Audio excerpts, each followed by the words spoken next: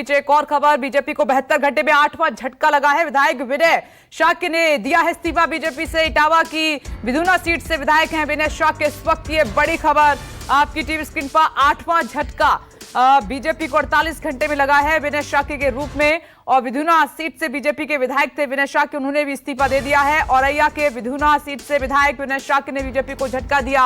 अब कौन सी पार्टी में जा रहे हैं? बीजेपी को 72 घंटे में ये 8वां झटका है।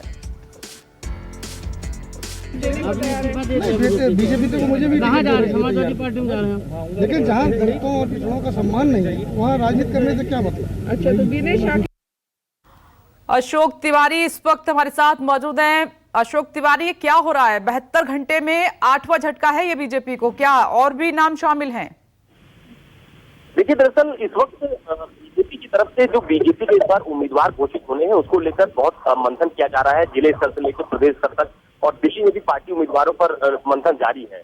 तो ऐसे तमाम सारे विधायक हैं जिनको इस बार टिकट कटने की संभावना नजर आ रही है और उसी के मद्देनजर इस तरह की इस्तीफे दिखाई पड़ रहे हैं। और अभी थोड़ी देर पहले जब विनय शाक्य जो कि औरैया से भाजपा के विधायक हैं विधानसभा क्षेत्र से, उन्होंने भी जो यूपी बीजेपी के प्रदेश अध्यक्ष है उनको बाकायदा पत्र भेजकर पार्टी सदस्यता से इस्तीफा दिया है। उन्होंने भी ठीक उसी तरह की बात उठाई है जो स्वामी प्रसाद मौर्य और ममतेश शाक्य जैसे विधायक को जो बीजेपी के थे उनकी तरफ से उठाई गई थी। उन्होंने जो अपने पत्र में स्पष्ट लिखा है कि जो अल्पसंख्यक समाज है, दलित और पिछड़े हैं, उनको पार्टी में ठीक ठाक तवज्जो नहीं दी जा रही है, जिससे हाथ होकर उन्होंने फिलहाल पार्टी से इस्तीफा दिया है। लेकिन चुनाव से ठीक पहले इस तरह की भगदड़ कहीं ना कहीं बीजेपी के लिए बहुत अच्छे संकेत और संदेश नहीं दे रही है, क्योंकि लगातार जब सिटिंग विधायक पार्टी छोड़कर दूसरे दलों में शामिल हो रहे हैं तो उससे निचले स्तर पर जो पार्टी की तरफ से मैसेज देने की कोशिश बीते दिनों की जा रही थी वो कहीं ना कहीं थोड़ी बहुत कमजोर नजर आ रही है। तो अभी स्वामी प्रसाद मौर्य के इस्तीफे के बाद से ही आप देखिए कल दारा सिंह चौहान जो कि कैबिनेट मिनिस्टर थे योगी सरकार को, उनकी तरफ से इस्तीफा दिया गया।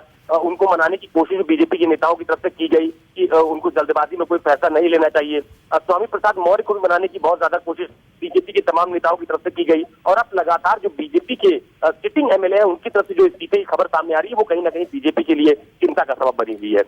तो अशोक तिवारी, क्या माने कि स्वामी प्रसाद मौर्य का इस्तीफा भारी पड़ रहा है बीजेपी पर?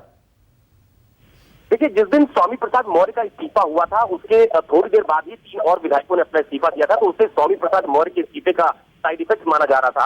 हालांकि जब पिछला विधानसभा चुनाव हुआ था तो उस दौरान स्वामी प्रसाद मौर्य के साथ ये तमाम सारे लोग बीजेपी में शामिल हुए थे जब उन्होंने बीएसपी से बगावत की थी और बीजेपी में जब वो शामिल हुए थे। तो पिछले विधानसभा चुनाव में भी तमाम सारे ऐसे लोग थे जो बीएसपी छोड़कर बीजेपी में शामिल हुए थे और उनको बीजेपी की तरफ से पिछले विधानसभा चुनाव में उम्मीदवार भी बनाया गया था। तो जो बात मैंने आपको पहले कही कि इस बार बीजेपी में जो एक बहुत बड़ी तादाद में विधायकों की टिकट कटने की चर्चा हो रही थी, ये कहा जा रहा था कि इस बार पार्टी का नेतृत्व अपने कई सिटिंग एमएलए से टिकट काट सकता है। तो मुझे ऐसा लगता है कि एक तो ये एक बड़ी वजह मानी जा रही है कि शायद उनको टिकट कटने की संभावना ज्यादा नजर आई है। और दूसरी बात ये भी है कि अखिलेश यादव की तरफ जिस तरह से जो क्षेत्रीय छत्रप है उनका जो रुझान देखा जा रहा है उसके मद्देनजर भी बहुत सारे लोग समाजवादी पार्टी ज्वाइन कर रहे हैं। हालांकि टिकट का आश्वासन बहुत ज्यादा लोगों को नहीं मिला है। तो अब जैसे चुनाव नजदीक आएंगे आपको तमाम सारे विधायक जिनका टिकट उनकी जो मौजूदा पार्टी है तो दूसरे राजनीतिक दलों में शामिल होंगे टिकट की उम्मीदवार। ओके अशोक तिवारी, शुक्रिया आपका जानकारी के लिए।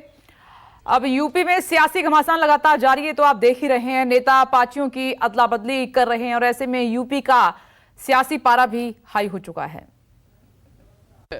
आज और कल हम लोगों की वार्ताएं होनी है, इसके बाद 14 तारीख को निर्णय होगा। जो भी माननीय स्वामी प्रसाद मौर्य जी निर्णय लेंगे, जिस भी दल में जाएंगे हम लोग उसी दल में रहेंगे। कल भी आपने देखा कई माननीय विधायकगणों ने इस्तीफा किया है और आज अभी थोड़ी देर बाद सिलसिला शुरू होने वाला।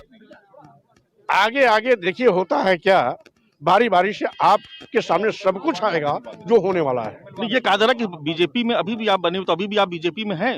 मैं कह रहा हूं कि आगे आगे देखिए होता है क्या, अभी तमाम फैसले आपके सामने आएंगे और ये भी उसमें एक कड़ी होगा, लेकिन उस घड़ी का इंतजार करिए जब वो वक्त आएगा। कब तक आएगा वक्त? वो जल्दी आने वाला। अच्छा, ये बताइए कि अखिलेश यादव ने फोटो ट्वीट किया, समाजवादी पार्टी में जा रहे हैं आप। देखिए, उन्होंने मेरे इस्तीफे का स्वागत किया है, इसके लिए मैं उनको धन्यवाद देता हूँ।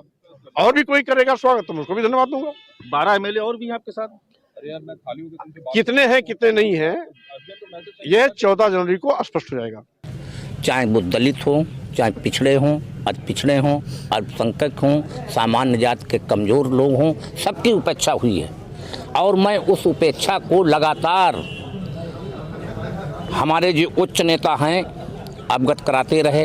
हर काम में अड़ंगा लगाना, पंचायत चुनाव में तानाशाही करना, कितने बड़े पैमाने पर तानाशाही हुई, लेकिन हम उसमें असफल रहे। सरकार में होते हुए हमारी नहीं चलने दी।